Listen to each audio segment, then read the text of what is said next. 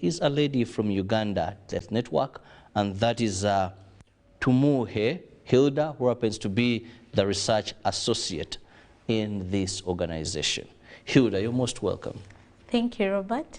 Good morning, Robert, and our dear viewers. I'm Hilda Tumuhe from Uganda Death Network. Nice having you, but just to give shape to the discussion, we are going to be discussing issues of children and issues of budget allocation if they were prioritized. How does Uganda Death Network come in? Uganda Debt Network was formed in 1996 as we advocated for debt relief, and indeed we attained this in the early 2000s. And after getting the debt relief, well, this came with conditionalities. Yeah, the first conditionality was poverty reduction, invest the money in poverty reduction programs, invest money in universal education, and indeed government formed the UPE, that is the Universal Primary Education, and other many programs. Yeah. So as Uganda Debt Network, we decided to actually follow the prudent allocation of these resources in order to attain the goal of the debt relief, that the resources are put to the right use and the intended beneficiaries actually benefit from what the resources were intended for. So that is when we come in to investigate to what extent this national budget is actually looking at child-centric programs like the human capital development. And of course, in this, the financial year 2022-2023, priority was given to human capital development, taking the biggest share, and of course, that involves education. Let's just have a brief overview of this budget in terms of allocation, and I want us specifically to look at areas of education, areas of health. What is your general assessment? Yeah, while it seems like human capital development has actually taken the largest share, that is about 28% of the national budget, we actually credit government for that. We actually see that government is really having the children at heart, because human capital development program entails the former sectors that actually really touch the child. That is the health program, we have the water, we have social protection aspects in this program, and then we also have the education. So while it seems to have taken the lion's share, we notice that 63% of this human capital development program will actually be going to the recurrent expenditures. That is the wage and the non-wage. And we only see only 37% of this, but only 37 going to development. Yeah. So this is a very big gap. Yeah, because when it goes to the recurrent bit, it means that it is only going maybe to the salaries, which are going to the few people, but the intent, the development bit, whereby if we look at education, it would be, we would say that building schools, you know, rehabilitating schools, refurbishing the teachers' quarters, even in the health sector. The development bit is only 37%. And of the 37%, only 25% of the 37 will be contributed by the development partners. Yeah. So it means that government is actually contributing very little to the development tranche, because you 37 minus 25, you have about 12 being contributed by the government of Uganda. So it implies that without the donors, it will really be a tsunami, because government has really not put a lot in the development bit. And we notice that a number of schools are actually dilapidated since the outbreak of COVID-19. Some schools are having anthills and all that. So there is need to actually revamp the education sector. Yeah, much as government has increased the education budget to about 4 trillion from 3-point-something trillion last financial year, we see that this increment is actually going to the increment in wage. Yeah, yeah, yes, they are going to, the teachers are going to be, how do I call it? There is an increment in wage. They are motivated. They are going to be motivated. Exactly, but of course it's also a small portion of the teachers. And but we see that where the children are supposed to actually access the education, it has not really been put in place. Say for instance, the schools that were destroyed during the COVID-19 outbreak, the 2-year lockdown, whereby the children were out of school, we see that there is still a gap. and the schools really need rehabilitation. Yeah, now when we look at special case regions like Karamoja and Acholi, especially for Karamoja, now with a few schools being dilapidated, yeah, there is a program that Save the Children International Uganda and the government of Uganda and the communities in this region took an initiative to start up the alternative basic education for Karamoja region. These are called ABEC. So these ABEC centers, children learn in a community setting really, whereby they can go out to graze but they still come back to class. And most of the structures are temporary in these schools. Children learn under trees, temporary structures which are really not conducive for learners. What does it imply? In harsh weather conditions, children will actually not study. Yeah. Then the other reason, we see that government has actually not taken on some of these schools into the formal way of government funding schools like the UPE. Yeah. So teachers under these schools are totally being facilitated by the donors. Yeah. So in the event that donors are pulling out, it means that education in Karamoja, some of the sections, the students will have nowhere to access education, or they will be forced to move several kilometers to actually access education, which is a very big disadvantage on the side of children. Yeah, so it's better if government can actually take on these schools, code them. They also get the little funding it will increase over and over. Yeah, so this will be one of the biggest ventures for Karamoja. Then the other missing link in the human capital development, especially under education, is the school feeding. And you see, school feeding is very crucial, especially in areas like Karamoja. We see that children actually come in to only eat. Sometimes they're forced to come to school just for the food. Yes. We see in the early 90s, enrollment in areas like Kabongo was about 500,000 pupils. But when World Food Program came in, to actually give food to learners, enrollment shot up to about 1,400,000 pupils in school. And indeed, in the times when World Food Program delays to actually bring food to the schools, learners don't come. They don't turn up for school. Yeah, and so they come for the food. Yeah, they come for the food, but in the long run, they also get education. They also access education. So there is really much to do by government. If government can take on that responsibility, because in this area of the country we see that people are really poor. If a household cannot even have a meal a day, that means they can also not afford to actually pay for the school meal. Yeah, so there is need for government to actually take on this role. There are wet parts of Karamoja, yeah, like the Namalu areas in Nakapiripirit. And in around 2015, government actually took up an initiative to collaborate with the Namalu Prisons farm, where they grew tons and tons of maize and distributed to the schools. This was a relief on the bit of the World Food Program, where government came in to actually also provide some food to the learners in the area. So we need a sustainable plan. Because in the event that World Food Program is not here, does it mean that there is no education in Karamoja? Very interesting overview of some of the areas in the budget for the financial year 2020-2023 that was passed and of course read to us as Ugandans. We are trying to see if it is child-centric or if it is centering or putting in those investments in our children. Remember, this is the future generation. Now you've brought in a very interesting issue, which is feeding. I know much as NGOs, civil society, you do accountability, you monitor government, you look at some areas. The feeding issue is not only a problem in Karamoja, but government believes that also a parent has a role to play. Government may not do everything for you. Government may not have the best, but there are roles.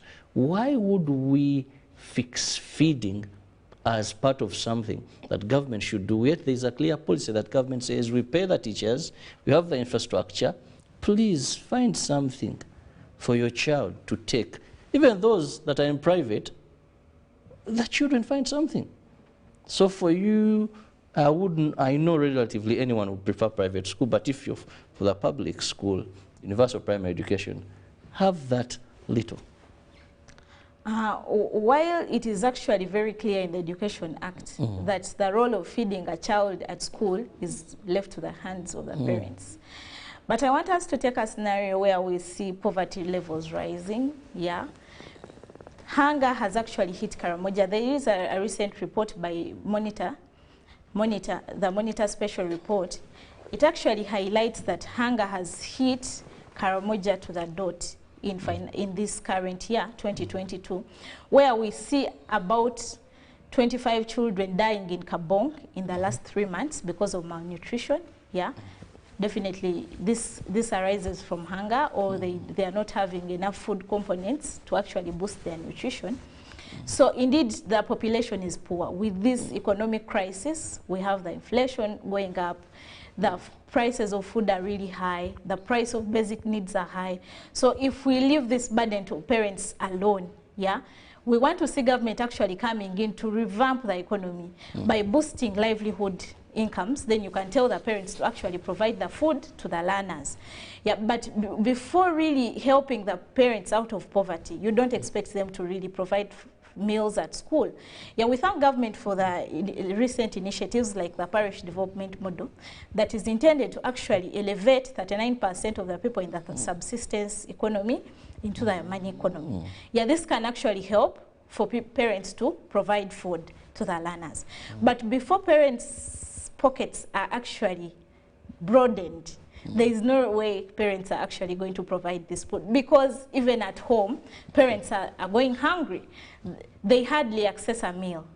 So that's why we want government to come in with programs like school feeding, not necessarily actually providing the food. They can revamp school gardens in areas where gardening is possible, where schools actually have land. We used to do this in our early times when we were going to school. We used to dig, yeah? So if these programs are revamped in schools, we just need a financial where government is inputting into the school gardening, yeah?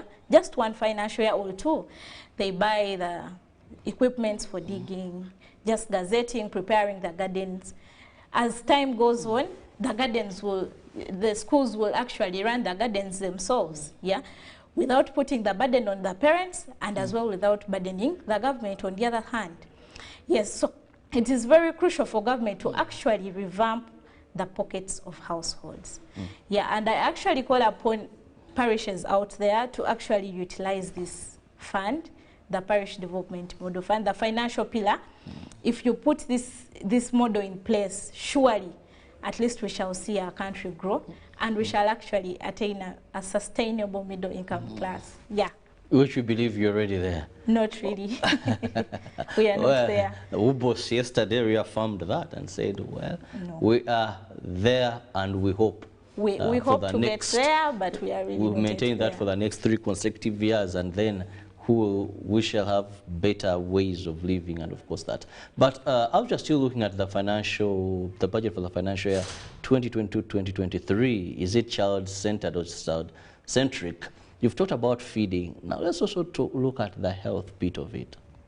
Okay. Because many of our children face a number of challenges, but health is the biggest challenge. Now we've moved away from those that don't make it to their 5th birthday, don't make 5 years. We have had some improvement. And I remember one person said the challenge of NRM is managing success. That today you're having unemployment, but the youth are alive.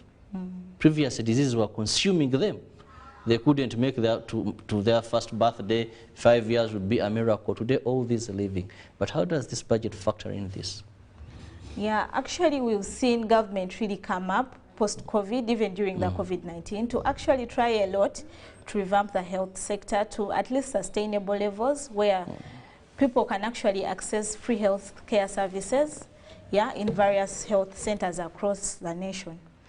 But we actually noticed that a number of health centers are still understaffed, yeah, whereby the staff in existing health facilities are really attending to many patients at a time, and this constrains them, and also it hinders the quality of healthcare services being given to the patients coming in. On the other hand, we also see that there are drug stockouts in a number of times in major health facilities of this nation. So in the recent years, are these stockouts or theft?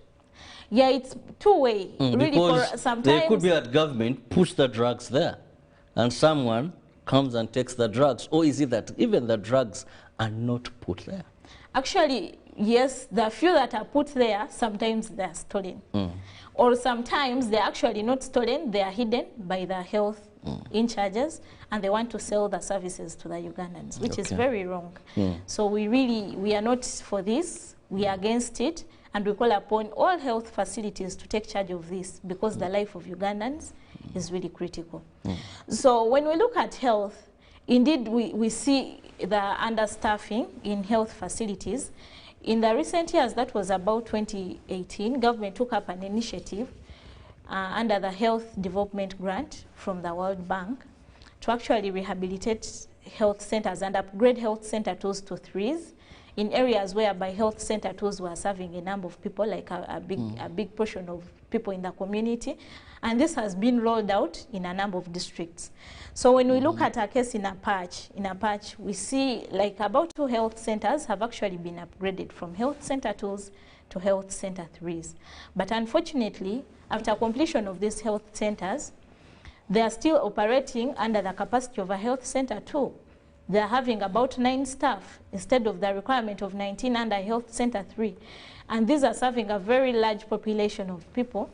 So when people go to access services, there are few doctors, there are few nurses, actually there are nurses to attend to them. So this can also increase the maternal child rate, the death of children, especially when mothers are delivering.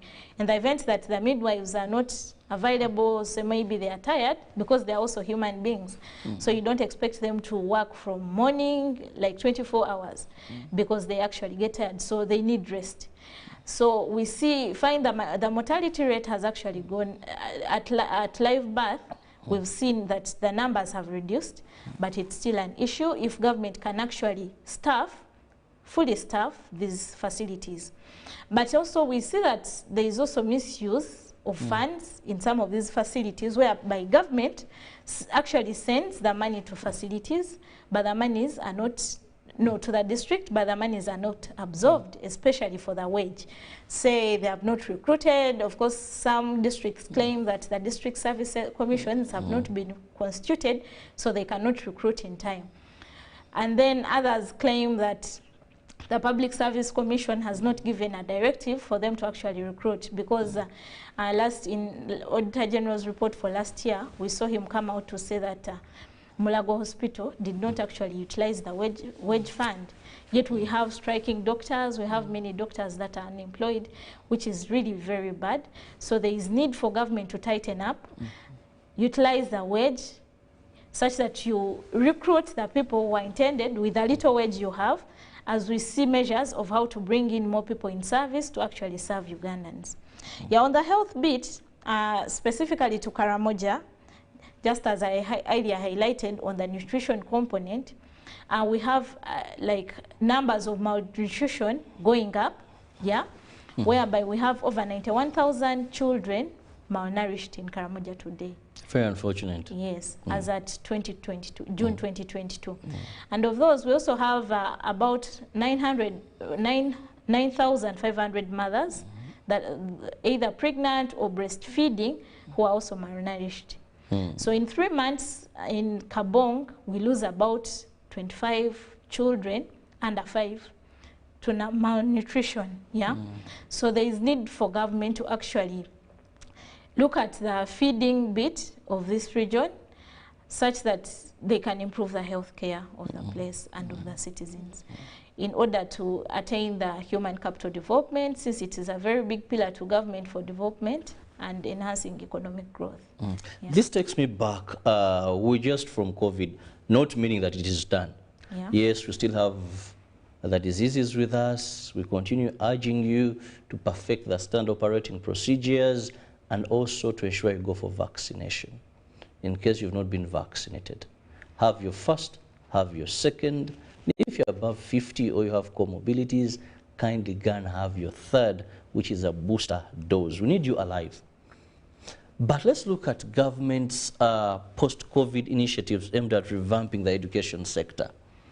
How satisfactory have they been? Looking at you, the people that do the research here in the education sector, is it in a positive direction? Are they practical, and are we going to get results? Yeah, to a large extent, government has actually tried to revamp the education sector. As we see the allocations towards education actually growing. Yeah, but just as I noted that we see a big tranche of the money actually goes to the wage.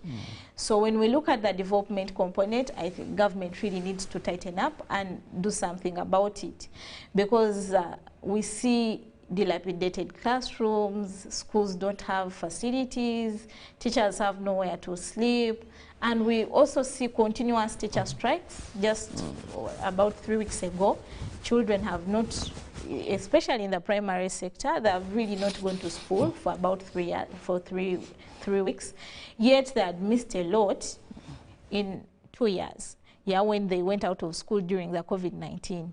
So I wish government would actually settle its issues with the teacher. I wish it had actually settled its issues with the teachers in the 2 years before the schools are open. Because I remember during the lockdown, the president actually kept on highlighting that they would enhance salaries for the science teachers. So I wish that the arts teachers had complained at that stage, not coming in later when it is really a bad time. Children have already lost. They are also moving out to strike. Yeah, so it is a disadvantage on children. So we need to really revamp the sector by sorting out issues that are at hand with the teachers, and also enhance conducive learning environments for the children. Teachers are available, the classrooms are conducive for learning. We want to see that coming out. We want to see government contributing to the school feeding program. We want to see government actually contributing to the mindset change of the communities, to actually look at education as a critical aspect of life. But if we see our teachers running out of classroom, then that means that what will the children think? Many children will tell you, we are really tired. 2 years ago, we are out of school because of COVID-19. 3 weeks down the road, we are out of school because teacher salaries have not been enhanced. Yeah, so we are calling upon government to actually relook at the wage, yeah, and make sure that it's revamped, and for everyone, for all civil servants, not finding a driver in one ministry earning over 15 million, then we have a teacher in a primary school getting 400,000. It's really not fair. So if government could look at this current structure and stabilize it for equitable allocation to all civil servants. Well, I just want to ask you this question. Many times I've heard, and I want to understand, does salary enhancement mean improved service delivery? We saw some time back doctors. Recently we saw our Prime Minister going to some of these facilities who I believe that will have benefited or are to benefit, and they weren't there. So should we just take it as a blank statement that once we've improved salaries, then we are going to see teachers in class, we are going to have first grades we've never registered like ever before in these public schools? Actually, salary enhancement is just one of the factors that contribute to actually good performance. It's just a factor, but it's not everything. Yeah. So if you enhance teachers' salaries, definitely to some extent, you're going to improve the results. But if it is also backed up by the other services that are actually required for good performance. Say, for instance, if you enhance salaries and there are no textbooks in schools, well, shall we have good results? Definitely not. So there is need for balance. Yeah, enhance salaries as actually you also provide the conducive facilities for a child to actually perform well. Salary enhancement can not only motivate the teachers to actually go and teach, but are the learners actually motivated to learn? Do they have a meal at school? Research has it that learners that actually get a meal at school perform better in class than those that are deprived from food while at school. Why? While at school, they're wondering the next minute, will I have a meal? I'm actually hungry, I'm dozing in class, I'm not going to get food. Yeah, so it means that as government is trying to enhance salaries for improved results, they also need to look at those other aspects that lead to poor performance. Dilapidated classrooms are a very critical measure. No desks in school, definitely. Pupils will not sit under a mango tree to study, and they actually perform well, even when the teachers are actually available in the schools.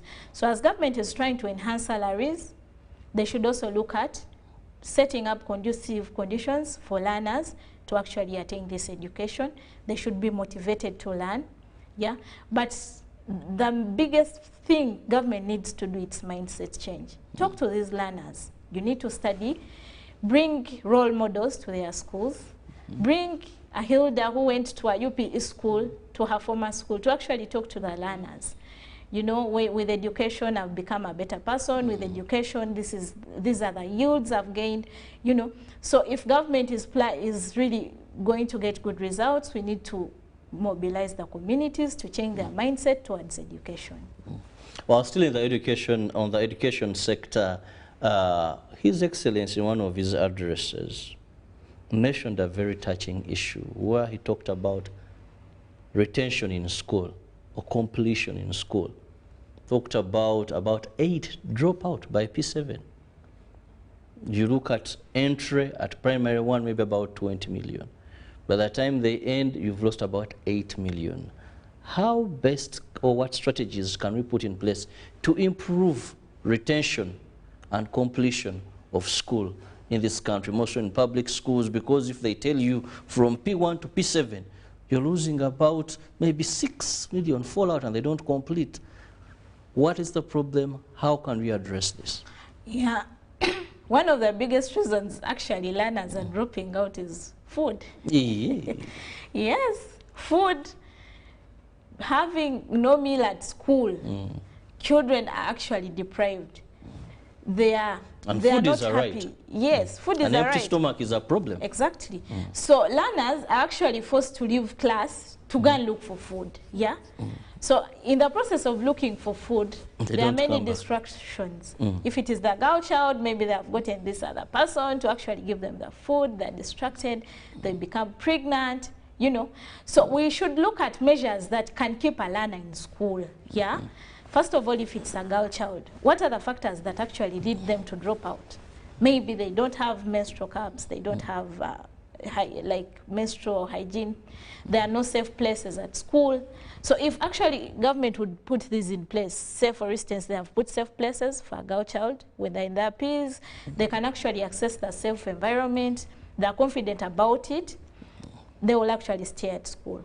Then on the other hand, the food is also a problem.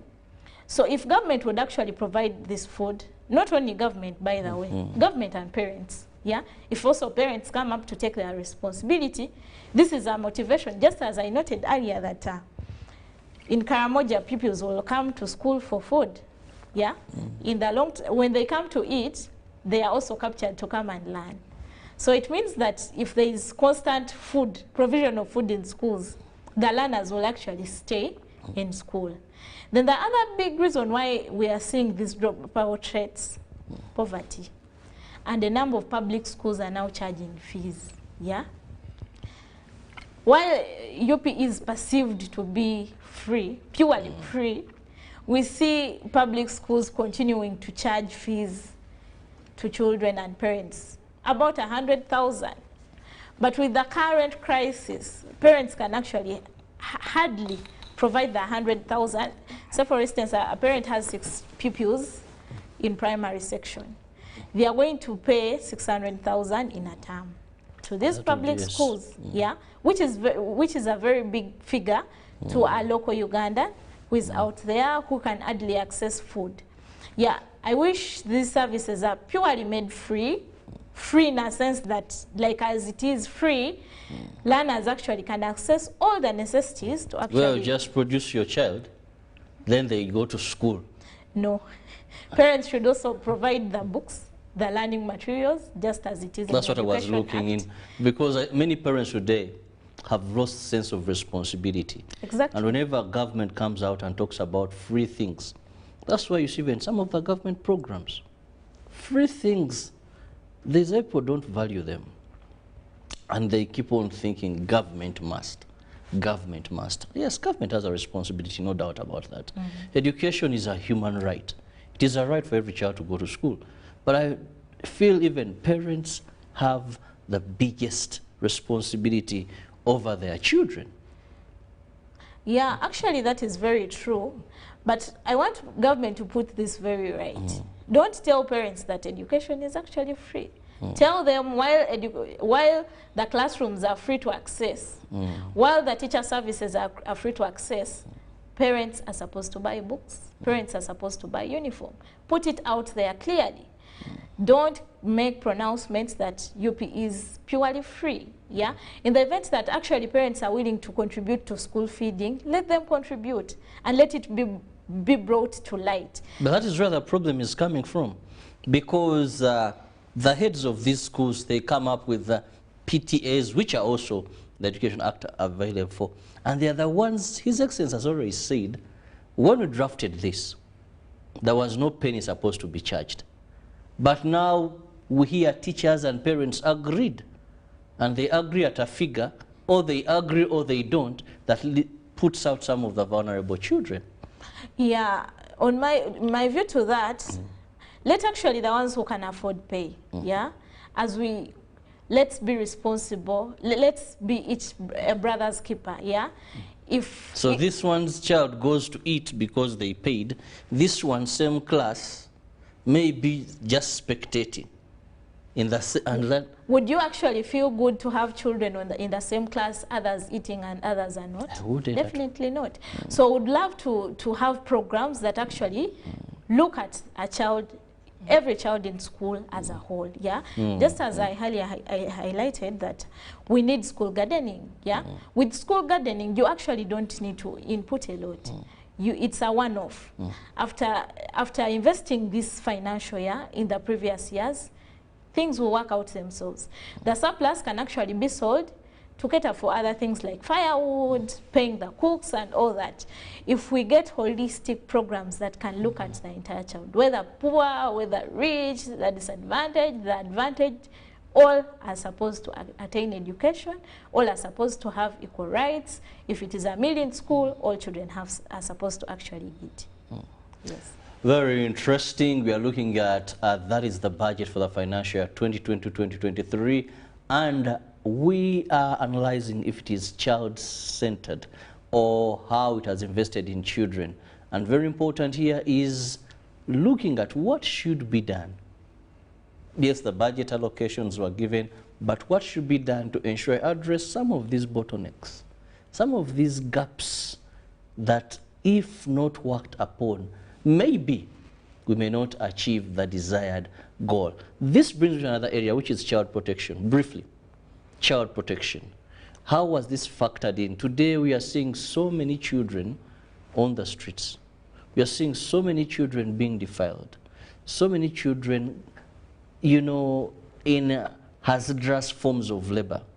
How was it catered for, if at all it was envisaged? With child protection, government has actually come up with a number of measures. We have parasocial workers in these communities to actually look at cases of children. But the biggest thing government can do on child protection is really mindset change. Because if you don't change the mindset of communities, now with COVID-19, we've seen a number of girls really get pregnant, yeah? A number of girls have gotten pregnant, but where are the men who have impregnated these girls? They are nowhere to be seen, yeah? So the child actually carries the burden. So I wish we would actually embark a lot on mindset change, community mobilization and mindset change. If it is a girl child, how are we as entire community motivating this girl to actually go to school? Instead of kidnapping her, instead of defiling her, encourage her to go to school. Make sure the girl is in the right place and at the right time. In this, parents have a very big role to play with social protection and child protection in particular. We want to see parents out there guard their children jealously, yeah, as the state also does its work. At least now we have peace in this nation, the security is okay. But if the security is okay, what has a parent done to ensure that this child is not raped? This child has not run out of school. Yeah, encourage the learners to keep in the right place and the right time. Government initiatives are very commendable on social protection, where we've seen the parasocial workers, the child protection units of police, but we still see the numbers of child abuse still going high. This is because maybe of domestic violence in homes, which is partly caused by poverty, where parents are fighting each other and the child is also, the child also gets abused in the process. So it's really mindset change. How do parents live with each other in a conducive environment to ensure that this child actually grows up very well as the state also does its role? So much has been said. It's all about children, and it's all about ensuring that we protect, we safeguard, we put in place what is needed by the next generation for them to have or ensure we get the best out of them. Their potentials are brought out very well. And this as a background on how much has been allocated, and we've been trying to analyze these allocations away from figures. What are they going to do? Are they in the right direction? Are they recurring expenditures? Are they looking at development? Are they actually working into the areas of improved nutrition, education, health, and child protection? Well, time is not so much on our side, and Hilda, let me get your final remarks. Yeah, I would love to call upon government to actually look at revamping the education sector to pre-COVID levels or even beyond, whereby school feeding is a very big aspect. We want to see government actually invest a lot, even the parents doing their role, to revamp school gardening. Yeah, in areas where it can work, let us go and revamp school gardening. Let parents work. Parishes that are going to benefit from the parish development model, I would love to urge you to actually put the resources to right use to elevate household income. Let us all contribute to the national resource envelope, because without that, government will keep on borrowing, which is on a disadvantage. We see a very big chunk of the budget going to interest payments. Imagine government didn't have the debt. This money would have to go to social service sectors, human capital development program, you see, you know. So we need to all contribute to the GDP, put the programs government has set up to the right use, and optimally utilize these resources. The parishes that will receive the funding, put them into good ventures that will actually elevate the household income. Then we also call upon government to actually fight corruption, which is one of the biggest hindrances to economic development in this country. A lot has been lost to corruption, and we need to see government take action. If you get a corrupt government official, whether not even government, because it starts with me and you, so let's all put it in our mind that it's a Uganda for me and you. Let's not be selfish to actually steal the resources that are intended to benefit the least of those. You just pile it in your household. Think about it. People are crying, they have no food, but for you have over 1,000 sacks of rice in your house. You're going to remember, food has low income inelasticity of demand. So even if you pile the food, even if you pile the monies, it's just a short life. Let's be each other's keeper. Let's change our mindset. Let's stop the corruption. Let's feed our children, our nation. I just pray and hope that the corrupt have had. I pray and hope that they have had, because you're depriving others, you're gathering so much, and Hilda's just said, life is short. Let's be each other brother's keeper. And above all, let's know that there is a generation that is going to come after us. And those children, if we don't prioritize them, they're going to be the people that our children we've protected, we've put fences around, we've treasured so much, taken to expensive schools. Those are going to be the people that they are going to live with in our world. Now, there will be a problem to the children we are protecting. Together, let's prioritize each and every child. Every child matters. Every child matters. Let's ensure that we protect, we enable them live to their full potential. Have a lovely day. God bless you.